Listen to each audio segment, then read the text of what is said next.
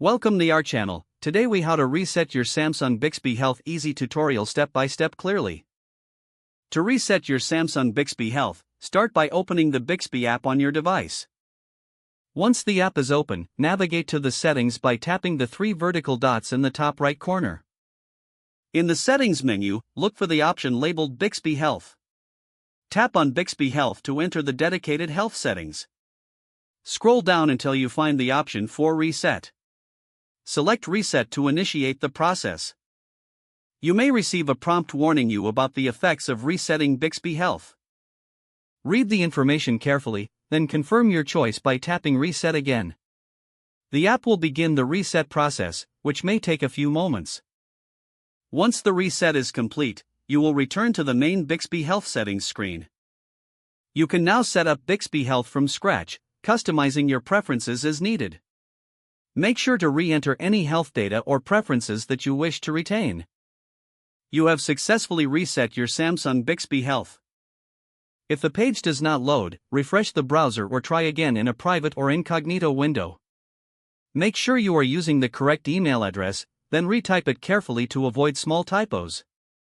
If your password is not accepted, use the reset option and create a new strong password you can remember. Check your spam folder for verification or security emails, then complete any requested confirmation steps.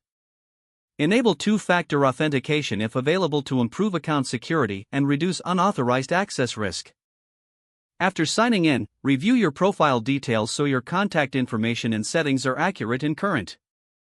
If you see an error message, note it down and try again after restarting your device and internet connection. Log out when you finish, especially on shared devices, to keep your account and payment information secure. If the page does not load, refresh the browser or try again in a private or incognito window. Make sure you are using the correct email address, then retype it carefully to avoid small typos. If your password is not accepted, use the reset option and create a new strong password you can remember.